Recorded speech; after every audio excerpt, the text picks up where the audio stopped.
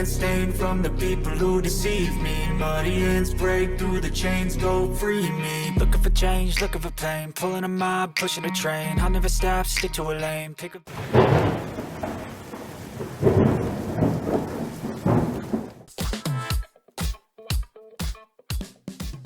Hello, my name is Holly.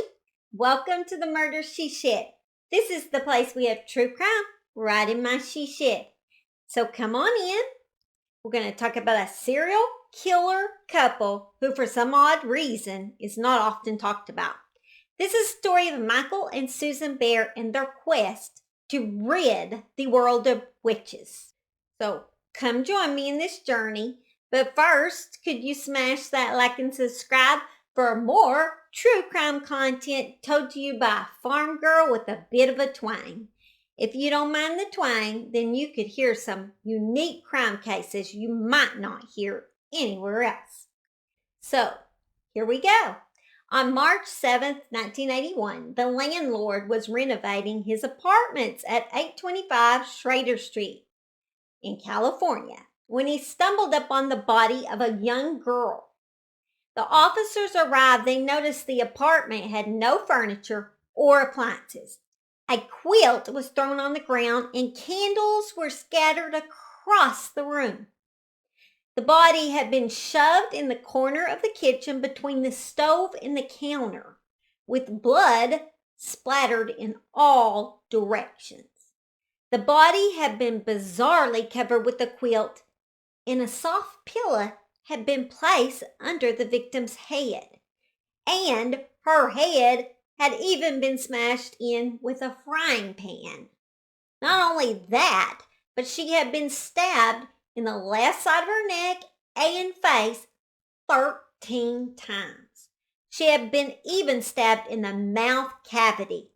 None of the stabbings seemed too deep, so they concluded it had been the frying pan that had been the dying blow. Hanging near the body was bizarre drawings done in crayon, and wrote in crayon was a name, Susan, with a Z.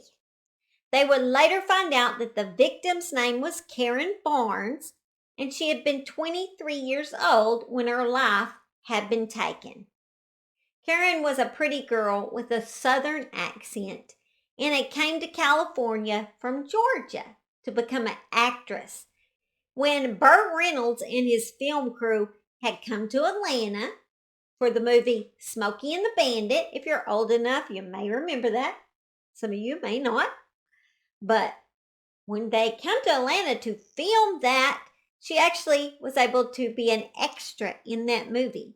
And she had loved that so much that it made her want to move to California. She wanted to be in movies again. After moving, she took a job cleaning Jane Fonda's ranch house. And then while there, she attempted to get acting jobs on the side. Unfortunately, she would encounter Michael and Susan Bear at a party. Karen was a free spirit, hippie type chick. She loved the hippie life. And she is very attracted to people that society called odd. Susan and Michael were definitely a very odd couple that she actually met at one of her hippie smoking parties. You know what I mean, that kind of smoking. And she found them intriguing. Susan and Michael claimed to be Muslims, although they pretty much made up their own rules. Susan believed she had psychic powers, and Michael was anti-government and often said he would like to assassinate the president during that time, Ronald Reagan, who according to him was the head of all the witches. He also wanted to kill Johnny Carson, the Pope, and Charles Manson. Yeah, go figure it. He looks like a lot like Charles Manson, if you'll notice in the picture. Oh, he hated Charles Manson. Manson, he said, was a witch as well. That he was not a true serial killer since he had women kill for him.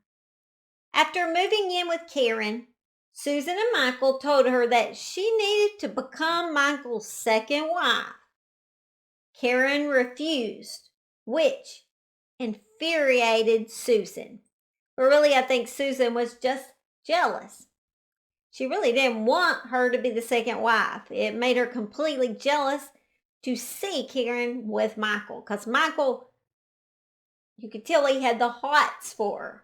He wanted her as a second wife, and I think Susan, with the Z, got totally jealous. So Michael followed Karen into the kitchen, where he hit her in the head 3 times with the frying pan. Then heard her still making noise, so then he stabbed her in the face and neck 13 times. While this was happening, Susan was making her strange drawings and scribbling her name on them, while also writing Aquarius on a drawing, since Karen had been an Aquarius. After they had murdered Karen, they took off to Oregon in order to hide out from the police. Michael's birth name was James Carson, and he was born in Tulsa, Oklahoma. I'm ashamed to say he is an Okie like me. His father was a well-to-do presidential oil and energy advisor who had been at one time an energy advisor to President Richard Nixon. Michael was born with a rare disease involving the loss of blood flow to the femoral head, or the ball of the hip joint. This disease affects children and can cause pain and deform that hip joint. In order for his hips to grow correctly as a boy, he was forced to stay in bed for 2 years.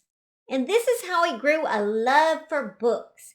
He actually scored a high 138 on an IQ test and had a college degree on top of that. He came from a wealthy family as well. He was not your typical serial killer. As a child, his father had given him a small wood-carved bear. Michael believed his totem animal spirit was a bear. Michael, whose name had been James until he met Susan, was changed to Michael by her because she said that he was the archangel Michael who had fought the devil. So that is how he became known as Michael Bear. Susan was his second wife. His first wife had divorced him due to the abuse she had suffered at his hands. He has a daughter by his first wife named Jen Carson, and she was 3 years old at the time of the divorce. After Michael met Susan and moved in with her, his daughter Jen came to visit them. And it was quite a strange encounter, she said, with her new stepmom. Here is a little clip of that. A few months later, he showed up with a strange new girlfriend named Suzanne. People talk about Charlie Manson eyes and how some people look frightening, and to me, she looked frightening. The hippie couple made no apologies for their bizarre countercultural lifestyle. In her brief visits with her father and Suzanne, Jen remembers their rapid descent into drugs and madness. That must have been frightening as a young girl. Yeah, I'm the small child, and the environment is scary. Jen told me she will never forget her last childhood visit with her dad and Suzanne. It almost turned deadly. I had asked her to rub my back before I went to bed, and she scratched my back and said she was going to get the demon out of me. There were 5 red marks from all 5 fingernails, and 2 were open wounds. But more frightening to me than the injury was what she was saying. You can fool your father, but I know you're the devil, and I'm going to get this demon out of you. After that encounter, Jen and her mom went into hiding because although her dad had part-time custody of her, Jen's mom felt like it was no longer safe for her to see her dad. So Jen's mom chose to go into hiding to avoid sharing custody. After the Bears killed Karen, they took off on to Oregon and found an abandoned cabin to hide out in. So in the spring of 1982, they hid in this cabin, growing Mary J. and selling it to buy food and other items they might need. I just figure Mary J is a safe word for YouTube. That's why I'm saying that. But you know what I mean, okay? After spring was over, they hitchhiked back to California. and started working on a Mary J. farm. Yes, they loved all kinds of drugs. They're just really into drugs. Hippies, they were hippies. And so therefore they like peace, love, and drugs, I guess. Their minds continued to get more screwed up from all the drugs. Yeah, most of it was pretty hard stuff. Like, I don't know if I can say this, but LSD was one of their favorite drugs, and it causes hallucinations. And so they were pretty messed up most of the time. While at the farm, Susan accused another farm worker whose name was Clark Stevens of making a move on her, and told Michael that Clark was the devil and a witch. Michael, who was 9 years younger than Susan, seemed to be hypnotized by her supposed psychic powers. And he did whatever Susan asked, basically. So he took a .38 pistol and shot Clark in his lower jaw, then ribs, and noticed that Clark was still alive. So he walked right up to him and aimed the pistol just behind his ear into the brain, and then shot him twice. Susan and Michael dragged Clark's body into the woods, where they grabbed kerosene from the cabin and just set his body on fire.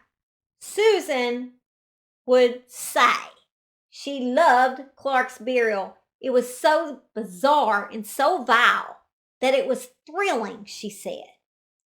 And as the body was burning, she laughed hysterically. For extra kicks, they threw chicken manure all over the top of his body after it had burned.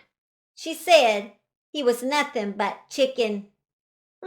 Anyway, then they walked back to the cabin and grabbed some fried chicken that Clark had brought for his dinner, and they just started eating it because they had worked up a hunger, they said, and he basically would no longer need his dinner.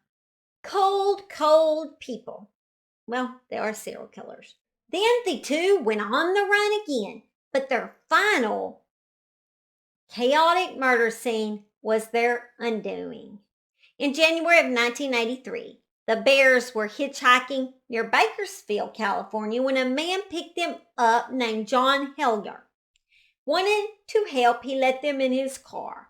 While driving up 101 in Sonoma County, a fight broke out in the car because Susan told Michael that John had been throwing his sexual energy her way, and John was throwing off strong witch vibes, apparently.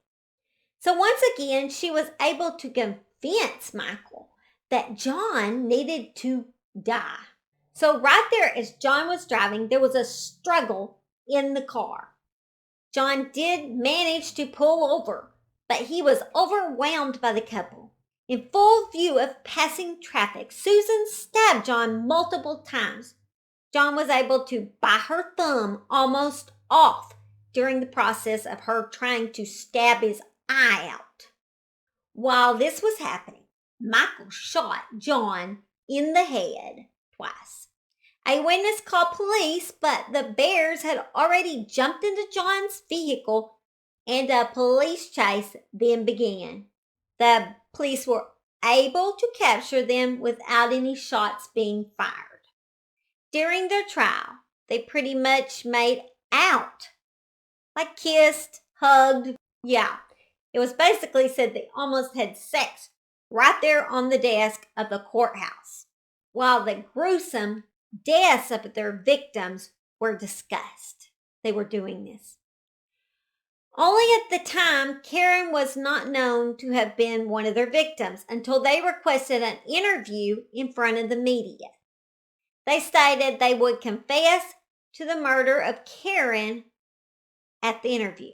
So, the Bears confessed to the 3 murders, declaring themselves vegetarian Muslim warriors who had been given a spiritual mission to kill all witches. Their nickname in the press became the San Francisco Serial Witch Killers. It is thought that they could have committed more murders. Authorities are saying it could be at least 9 other murders. They were sentenced to 75 years to life in prison.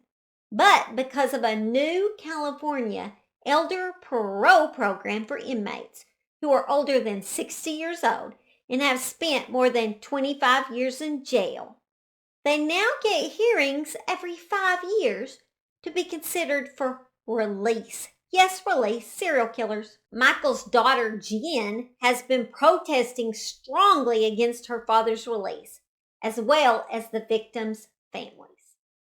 Jen said her father has been a prison librarian and a chaplain. He has Crohn's disease, that he may argue medical fragility. She said he's the model prisoner. Jen said, and he's charming, but don't believe it. He does not need to be released, she said. Never, never should he leave those prison walls. SUZAN, who now claims to be homosexual, was just sentenced to 15 more years in prison. I could not find the reasoning for the additional charges. SUZAN, who is now 80 years old, will most likely never leave the prison walls, which is great. But could Michael have a chance of re-entering society?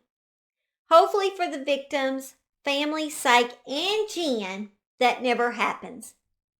Yeah, that would be horrible. We do not need them released into this world. I don't care if he's 80 or 100. He needs to stay up in that prison. Well, guys, that is it for the serial witch killers. Glad you guys joined me in the murder she shed. So make sure you hit that like and subscribe to be able to find me for other unique crime cases on my channel. I do love you guys, and I thank you for supporting me. My subscribers have been the best, most awesome people, and I love y'all, and I hope you have a great and blessed week, and I will see you next time. And this was Wacky World Wednesday. I forgot to mention that. Why do I always forget that? It's Wacky World Wednesday, and I hope you enjoyed it. And I hope this is a serial killer that maybe you hadn't heard of. Kind of a strange case. All right, bye. Love y'all. You could try to play, but you're never gonna beat me. Look the other way, what I'm doing ain't easy. Bloody hands stained from the people who deceive me. Muddy hands break through the chains, go free me. Looking for change, looking for pain. Pulling a mob, pushing a train. I'll never stop, stick to a lane. Pick up the pieces and go rearrange.